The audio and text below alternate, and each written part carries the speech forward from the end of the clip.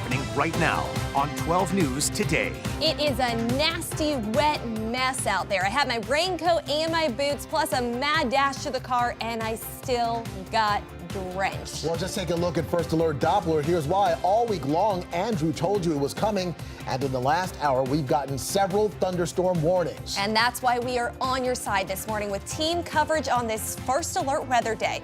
That's so you stay safe and dry this morning. Today is Friday, May 5th, and 12 News Today starts now. On your side, this is NBC 12 News Today. Well, good morning. As you plan to head out the door, it is raining. It's really wet out there. The roads are wet. You're going to need to be careful. That's right. Some slick spots out there promising to cause trouble somewhere. And Candace, of course, is keeping an eye on that. But meteorologist Andrew Frieden and Megan Wise are keeping an eye on the skies for you to let you know when some of this may be moving out. We begin with Andrew. Yeah, so the overnight stuff that came in was just regular rain, the stuff that got Sarah wet as she was trying to come into work. And rush hour. It's now 6 o'clock straight up, and there are severe thunderstorm warnings for this big line of rain out to the west of the metro. Goochland, light rain, same thing into Powhatan, same thing for most of Amelia County. But you see the yellows and reds here? These are showers, or let's call them storms, but storms without much lightning. But there are severe thunderstorm watches all along that line, and that line is going to be moving to the northeast at about 50 miles an hour. And we continue to highlight for those of you in downtown Richmond, about 6:45 or so is when we think the line will be coming in. And we think it could rain very heavily. There could be some wind damage. You can see a little bit earlier out toward Matoaca at about 6:40, maybe about 6:30 for those of you out towards Skin Quarter and South Hill pretty much now. I mean, we tracked this a little bit late, but South Hill's starting to get that rain now. We just don't have a lot of thunder and lightning. Now, the back edge, the southern edge of the severe thunderstorm warning has been dropped off, but we still have a warning Cumberland, Amelia, Nottoway County. So it's going to be rain as it comes in. We don't think there's a whole lot of thunder and lightning. There could, though, be some wind damage. So right now you're driving around on wet roads in the Richmond Metro, but as we head a little bit later on into the morning, we think the rain chance is going to be dropping off pretty quickly. But a red light for the early part of the commute.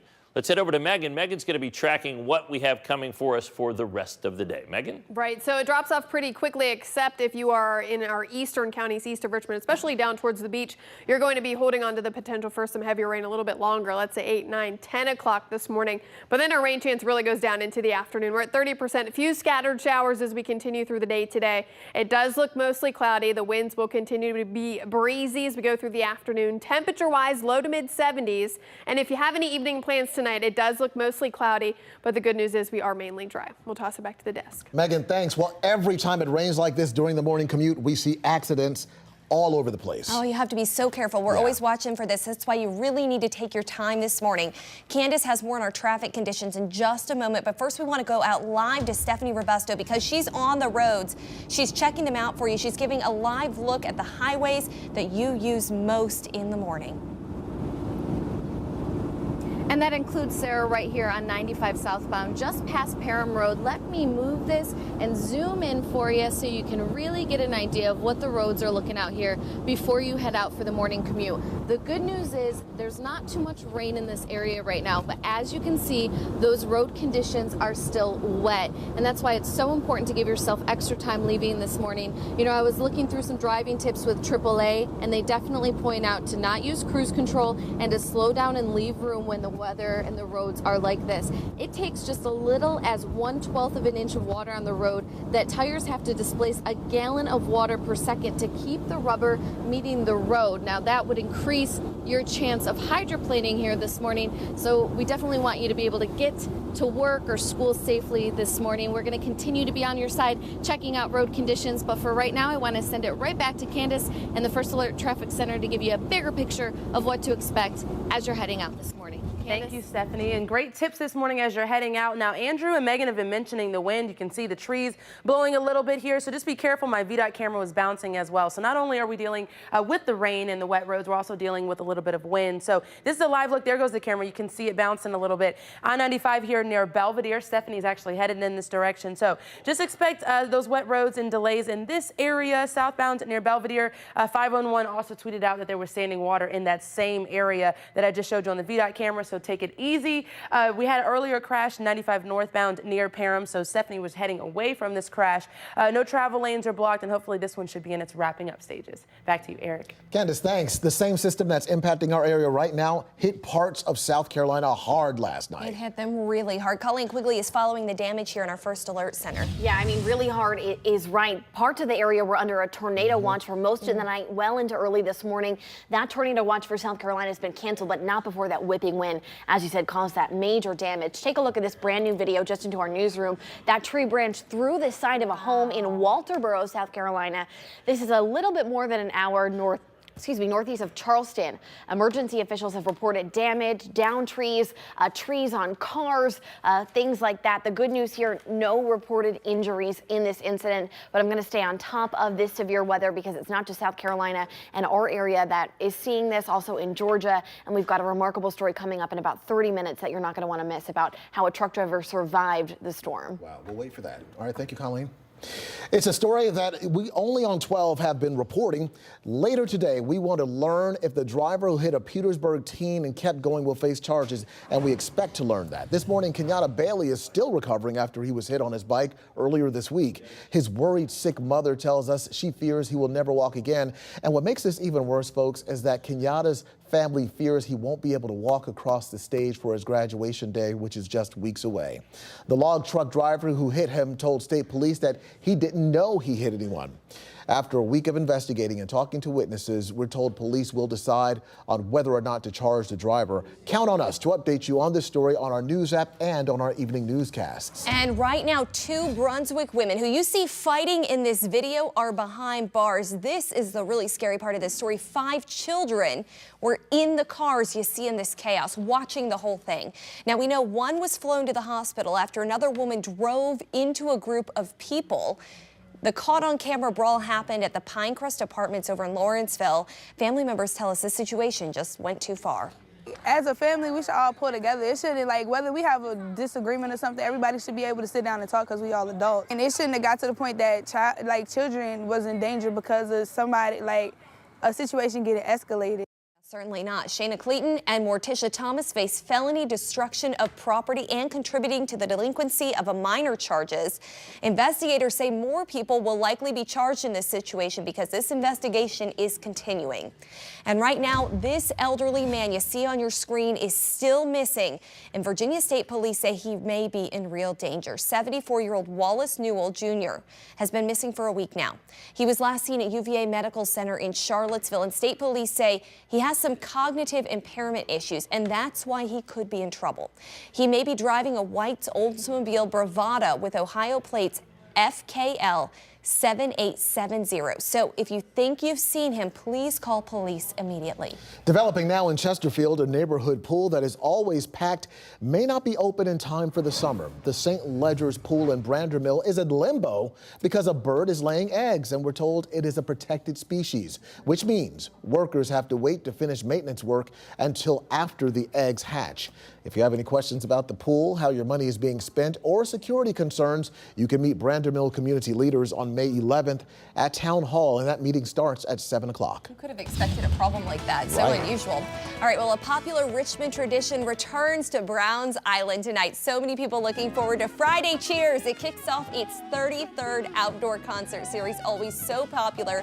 They'll have the soulful R&B sounds of Lee Fields, as well as Richmond band Kings, which has close ties to another Richmond favorite, No BS Brass. Tonight's concert starts at 6. The tickets are $5. And always remember, kids 12 and under are free. Look for our live reports from Browns Island. That starts at 5 o'clock tonight.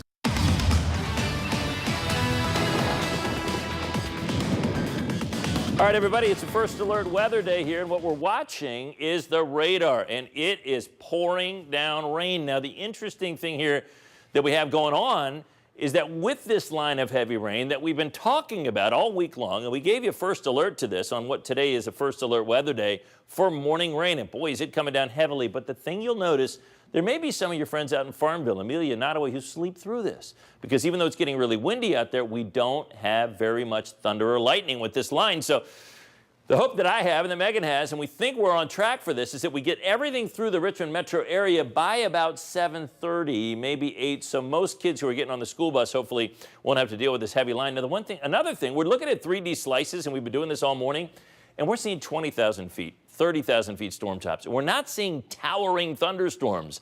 So this is rain that's producing some gusty winds. And in Amelia and into Nottoway and all the way down into Mecklenburg County here, and Lunenburg and Mecklenburg, it's a decent line. Now, we kind of tracked the whole line. It's hard to break this up because it's just a big old line. And if it holds together for Rhina about 7 o'clock, Petersburg about 6:53, Richmond, we've been saying all morning since 4:30 at about the 6 to 7 o'clock time frame for most of us. So Midlothian about 6:30. Now, you're starting to get rain in Midlothian, but the actual heaviest band of rain and potential wind gust is kind of a 6:30 to 7:30 thing. Here in the social media center, looking at the NBC 12 weather app, it is perfect as you're heading out this morning. You get all of the alerts. You get to look at their blog posts that they're updating constantly to inform you all morning long. And you also can take a look at traffic. So we head down here to the traffic map where you can even turn on the radar. So see how the weather's impacting your area this morning. But we have an accident that we've been following here, I-95 northbound. It's near the Parham exit, so right around exit 83. Expect some delays in this area. Hopefully they'll have it wrapped up in the next 15 minutes or so. So just be careful. We have the radar on our traffic map. You see where we're seeing the rain and incidents in the area. You can also take a look at VDOT cameras. If you head back over to the screen, we have live traffic cameras. So all in the palm of your hand. Colleen?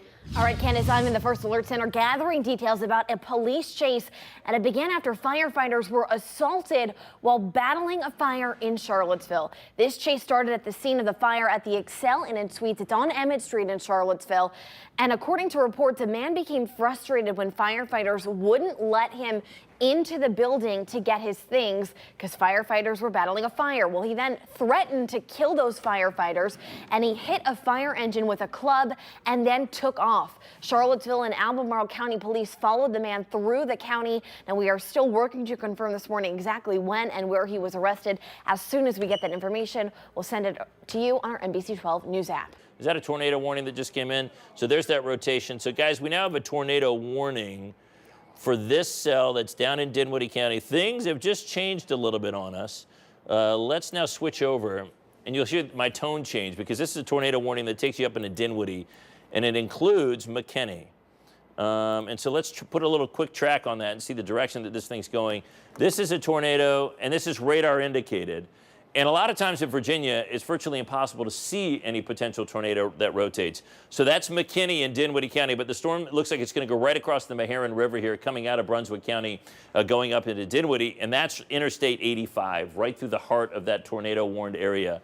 And that tornado warning is until 7:15 in the morning. All right, let's switch over to Weather 2 here. Again, this is a tornado warning. It includes Dinwiddie County. And the path of this, if you're in DeWitt right now and you're just waking up this morning, you're waking up to some rain, but the heaviest rain's still back to your southwest, and it is going to track right towards you. So you want to get in your safe place. If you have a basement, make sure that you're going there right now, or the innermost portion of your house. I put a tracker on it here. We're in the northeast, or it's moving towards the northeast at about 45 miles per hour. So DeWitt, within the next 8 minutes, this storm is going to be right over top of you. So you don't have much time if you're just turning on the TV right now. Make sure you're taking precautions right now. 7:20, it'll move towards Matoaka, so starting to go into southern Chesterfield County. Be aware of that if this continues to hold together. Again, we don't have confirmation that anything's on the ground. This is just a radar indicated storm, so it has the potential to really cause some damage, especially with some damaging wind gusts and also some heavy rain.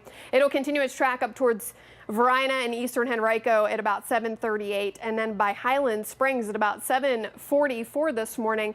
And we'll see here if we can zoom on in, not letting me right now. But again, this is a tornado warning. It is for Dinwiddie County right now. You can see right where we're looking here is right where this watch box is. You can see where it's zoomed in here with the box, and it's going to make its northeasterly track at about 45 miles per hour. So DeWitt this morning, within about the next 6 minutes, this particular area is going to be right towards you, and then it's going to continue its track into northern Dinwiddie County and then up towards Matoaka and southern Chesterfield County. Andrew, do you have any? Yeah, so on Weather One, this is what you need to do. I mean, we talk about this a lot, but if a tornado warning's issued, which it is, seek shelter immediately, basement or interior room. Now, we're talking about you in Dinwiddie. Stay away from windows if you can. If you're in a mobile home, you need to find sturdy shelter, but it's a little bit too late if you're maybe down in southern Dinwiddie County. DeWitt, we think you should probably shelter in place All right, so this is a part of a large system, and we're showing you that wind shift here. And again, it's down in Dinwiddie County. That's where we're seeing that rotation.